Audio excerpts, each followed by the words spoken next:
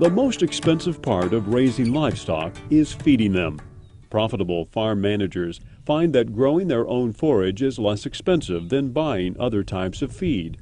This video introduces 8 basic elements in a forage program necessary for a profitable livestock operation.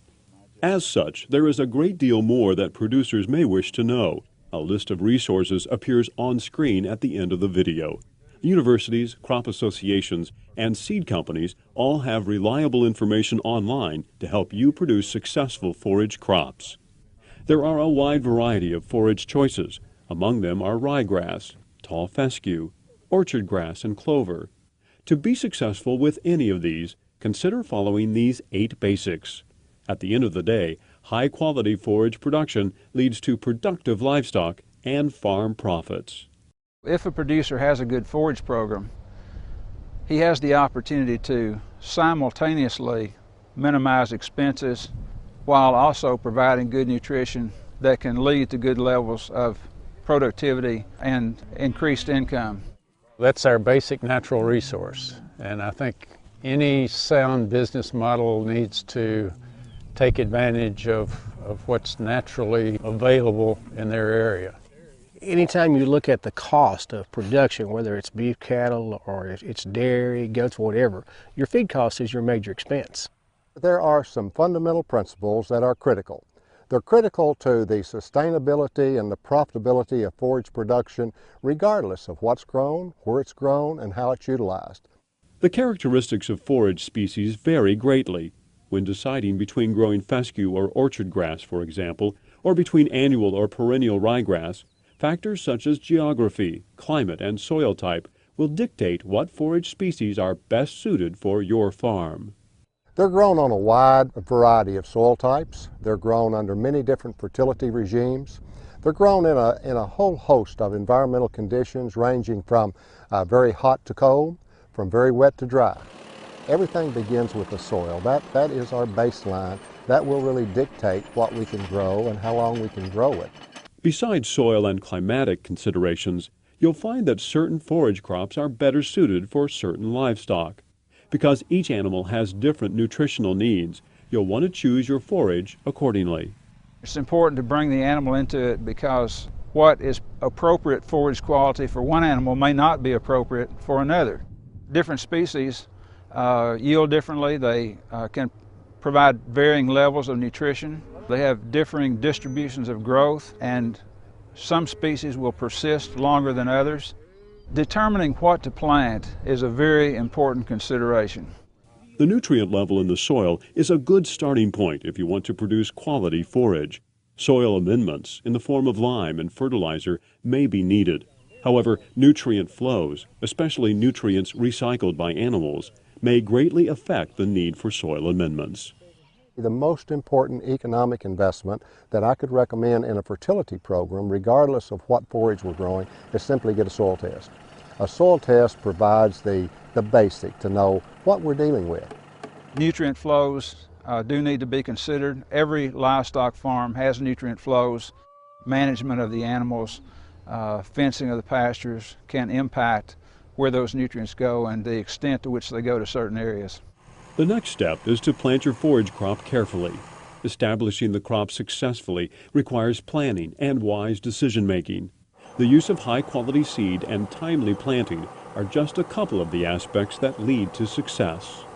We need to make sure we do those fundamental principles, get the depth right, get the rate right, and get that seed-to-soil contact. And I think if we do that, we increase our chances of success. Also, once a forage stand is up and growing, it should be monitored closely because seedling plants are much more vulnerable to problems such as weeds or insects than an established mature crop would be. A forage program can often get a tremendous boost with the addition of legumes. Whether grown alone or with grasses, legumes offer important advantages. They can help increase yield, improve forage quality, extend the grazing season, and fix nitrogen in the soil. Since nitrogen is generally the most expensive nutrient element to buy, that really makes a significant contribution to the economics of a livestock operation. Forage legumes in general have played a critical role in forage livestock production throughout history. I believe they're going to be more important as we look in the future of producing high quality feed, of producing sustainable growth because we're not having to put the nitrogen on, and producing a balance of feed that yields good, high quality, nitrogen fixing, and extends the grazing season. Of course, the main objective of growing forages is to feed animals. Thus, harvesting at the proper time, whether accomplished by grazing or by mechanical harvest, is extremely important.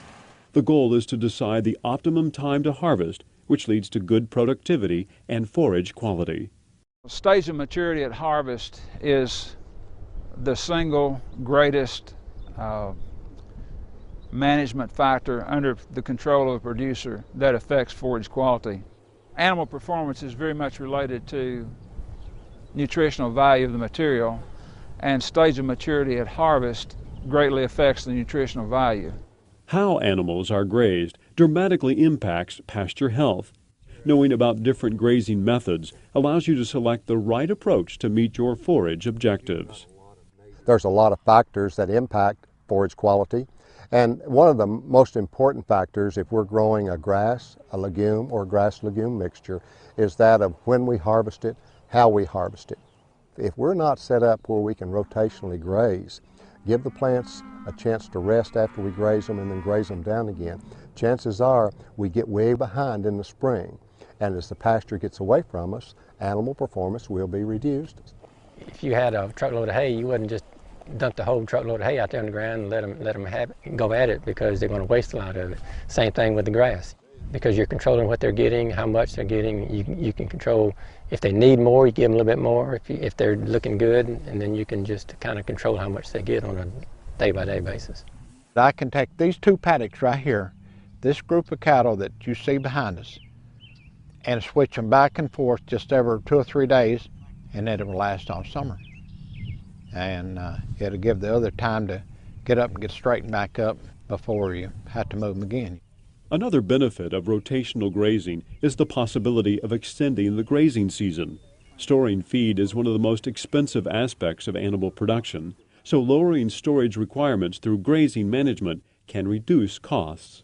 One of the keys to success in any livestock program is to reduce the need for stored feeds. Stored feeds are our most expensive feeds. So if we can reduce that need and graze more days of the year, then we'll be more profitable. Hay is an expensive feed option. A lot of equipment and a lot of fertilizer and a lot of labor involved in putting up hay. So any natural grass grazing that we can utilize instead of putting up hay, it's a smart thing to do. If we have a grazing program that we can extend that grazing program late in the fall and winter, and we perhaps can get on those pastures earlier in the spring, then we do a very important thing. We basically graze more days and feed less hay. And it's my opinion that every day we can graze, every day we graze is money saved. In order to have a long grazing season, you're going to have diversity, because different forages, grow different times of the year. It makes sense to have a forage program in which there are a number of species that are used that have differing growing seasons, because that is a way to keep the animals grazing over a longer period of time. Ultimately, the most profitable forage programs are ones into which thoughtful planning is put. The top producers are always working to improve their operations and are willing to make changes in order to stay on top. Without a doubt, if a producer has an open mind, is willing to learn, and is willing to implement practices that he knows have been proven by research to be valid, then certainly he's going to make more progress than someone who is resistant to new ideas. Every producer who wants to have a profitable forage program is going to need to make some investment in terms of thought and study and time and expenditure of energy and expenditure of a certain amount of money as well. The secret, as I see, to good managers is those that have an appreciation for their soil and forage capability, have a knowledge of their animals and their nutritional needs and their limitations, and trying to match those up as well as possible.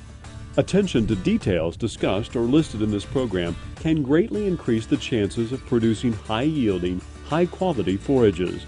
Producing the quantity and quality of forage you need and matching it to livestock nutritional needs leads to a more efficient, sustainable, and profitable farm operation.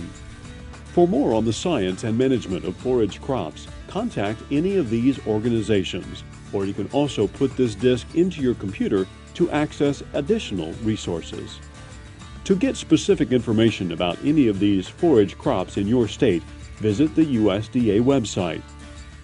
The concepts expressed in this video are based upon the book Southern Forages.